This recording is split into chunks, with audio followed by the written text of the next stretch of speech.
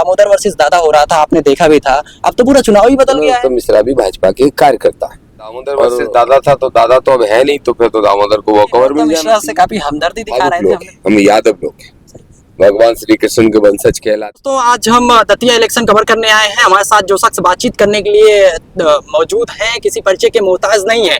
लगातार जब से दतिया इलेक्शन की घोषणा हुई है, या कह लीजिए उससे पहले से, दामोदर वर्सेस दादा दो कीवर्ड से सोशल मीडिया पर ऐसे थे जो लगातार ट्रेंड कर रहे थे। लेकिन अब दादा की तो छुट्टी हो चुकी है, लेकिन दामोदर यादव लगातार मैदान संभाले हुए हैं। तो बातचीत करने के लिए सर बहुत बहुत स्वागत है, आपने हमको समय दिया इतने अपने बिजी शेड्यूल में। बहुत बहुत धन्यवाद लवकुश भाई। सर, जिस तरीके से अभी दामोदर वर्सेस दादा हो रहा था, आपने देखा भी था। अब तो पूरा चुनाव ही बदल गया है। निश्चित रूप से बदल गया। अगर दामोदर वर्सेस दादा था तो दादा तो अब है नहीं, तो फिर तो दामोदर को वॉकओवर मिल जाना चाहिए। अगर देखिए क्या है, जिस तरह के ट्रेंड चलाए जाते हैं सोशल मीडिया पे या गोदी मीडिया के द्वारा, उन ट्रेंड को पे जनता को ज्यादा भरोसा करना नहीं चाहिए। वो कह रहे थे कि दामोदर वर्सेस दादा चलेगा और अंत में दादा जीतेंगे, और दादा मैदान छोड़ के भाग गए। तो मैं समझता हूँ कि चुनाव बहुत मजबूत स्थिति में आजाद समाज पार्टी के लिए, और ये चुनाव सिर्फ एक विधानसभा जीत तक सीमित नहीं रहेगा, मध्य प्रदेश की राजनीति की तस्वीर बदलेगा ये।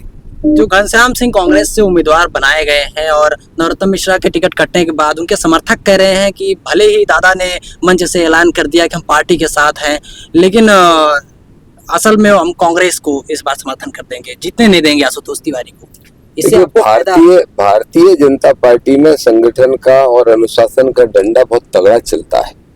भारतीय जनता पार्टी में कोई नेता नहीं होता है, कार्यकर्ता होते हैं। तो नरोत्तम मिश्रा भी भाजपा के कार्यकर्ता है, और भाजपा के सिस्टम के हिसाब से उनको भाजपा के संगठन की बात या तो माननी पड़ेगी, और नहीं मानते हैं तो फिर वो लोग संगठनात्मक दृष्टि से भी ठीक करना जानते हैं। और उसके साथ साथ अभी तो सत्ता भी उनकी है, ईडी सीबीआई सब उन्हीं के पास है। और नरोत्तम जी ने बहुत सारा पैसा कमाया है, बहुत सारे मंदिर के नाम से जमीनें हत्याई हैं।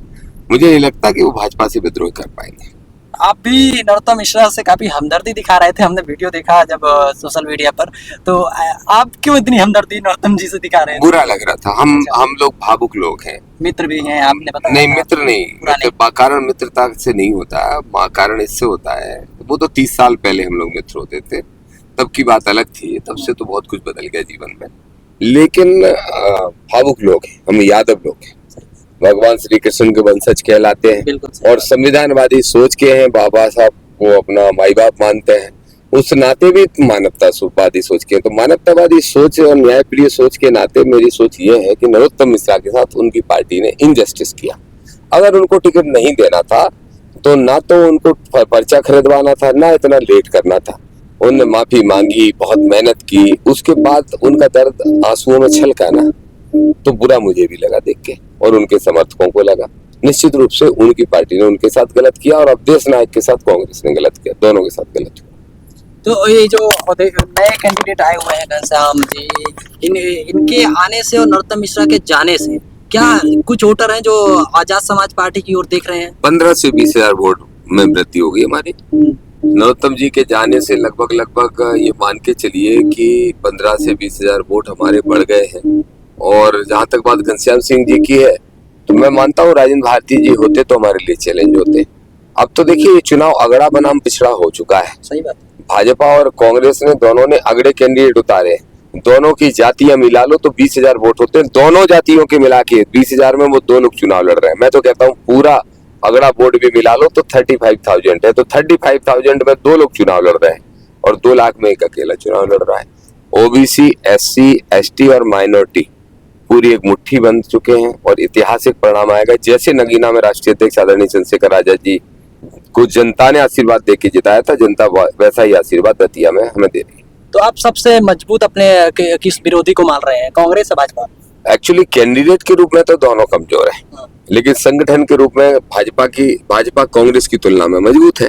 और चूंकि सरकार में है, तो मैं ये उम्मीद कर सकता हूँ, या मेरा अंदाजा राजनीतिक अनुभव ये कहता है कि अंततः सेकंड पोजीशन पे कांग्रेस नहीं भाजपा रहेगी, और कांग्रेस थर्ड पोजीशन पे जाएगी। लोग भी कह रहे थे कि लड़ाई यहाँ पर भाजपा वर्सेस दामोदर यादव हो चुकी है। हाँ, सही कह रहे हैं, लेकिन मैं जनता से बात कर रहा था। सही कह रहे हैं, लेकिन ये जो लड़ाई लोग बता रहे हैं वो लड़ाई नहीं है, क्योंकि ग्रामीण क्षेत्र में तो बीजेपी हमारे आसपास भी नहीं रहेगी कहीं। ग्रामीण क्षेत्र का जो वोट है वो 60% में आजाद समाज पार्टी को होगा, 40% में दोनों बांटते रहे। ये अनुमान जनता का है, मेरा नहीं। मुझे भी 100 लोग मिलते हैं, सर्वे टीम भी काम कर रही है, खुफिया विभाग भी काम कर रहे हैं, सरकारी विभाग काम कर रहे हैं, सब का अनुमान यही है।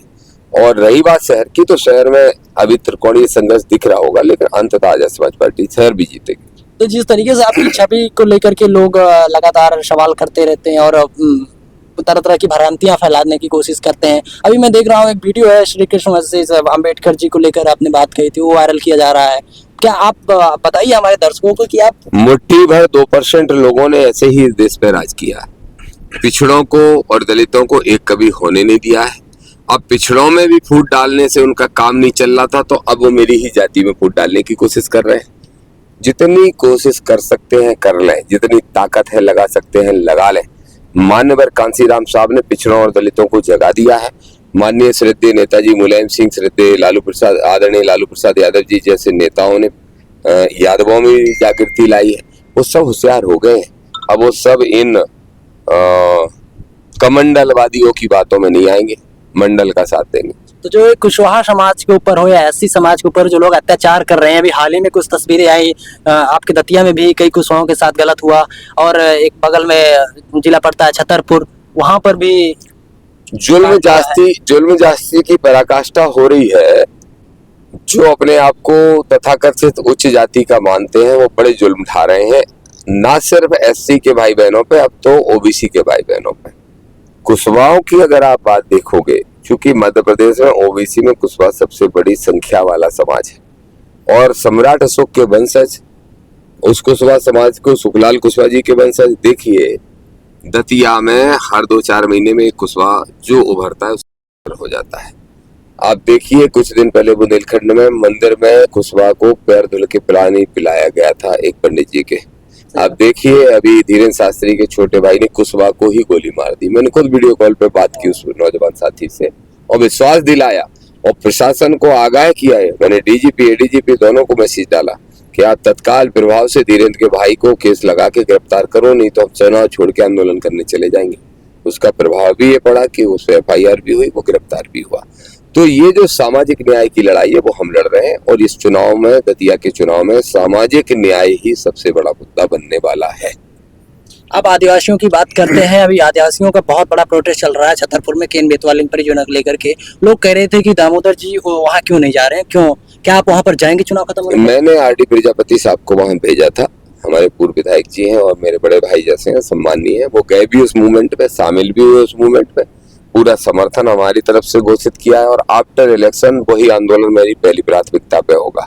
आदिवासी भाइयों के हक के लिए दामोदर यादव पूरी ताकत से लड़ेगा, उसके साथ साथ बाबा साहब की स्टेच्यू ग्वालियर में लगवाने के लिए पूरी ताकत से लड़ेगा, और ओबीसी का जो रिजर्वेशन होल्ड है 13%, उसके लिए तो मैं कूच ही कर दूंगा। MLA बन गया तो यहीं से, और सीधा भोपाल तक जाऊंगा पैदल चल के, और मुख्यमंत्री जी को घेर के बैठ जाएंगे हम 1 लाख लोग कि या तो आरक्षण दे दो, नहीं तो कुर्सी खाली कर दो। एक बार तो उन्होंने कहा था कि हम डंके की चोट पर आरक्षण दे के रहेंगे, फिर उसके बाद शांत हो गए मुख्यमंत्री। डंका बज नहीं पाएगा, क्योंकि वो डंका जो है वो मनवादी डंका है। उनके मन में इच्छा होगी, क्योंकि वो तो ओबीसी के हैं, यादव है, पिछड़े वर्ग के हैं, निश्चित रूप से रही होगी। लेकिन अंततः जिस घर में बैठे हो उसके मालिक की बात माननी पड़ती है। और भाजपा में वो किराएदार हो सकते हैं आदरणीय मोहन जी, मालिक तो नहीं हो सकते।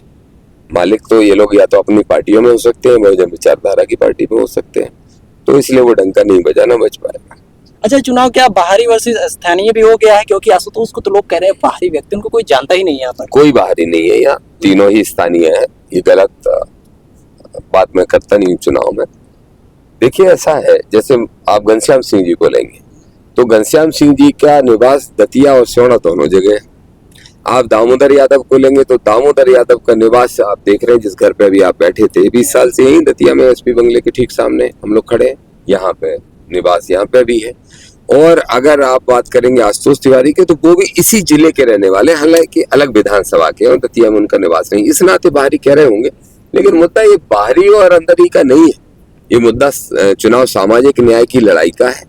गरीब, गुरबा, शोषित, वंचित, बेरोजगार, नौजवान, माता बहनों के हक अधिकार, इन सब का चुनाव है। और इसके साथ साथ भय और भ्रष्टाचार को मिटाने का चुनाव। और ये सब काम कांग्रेस से लोग निराश है और भाजपा से लोग नाराज है। एक पार्टी से नाराज, दूसरी पार्टी से निराश, और तीसरी पार्टी से उम्मीद। बस वही चुनाव है।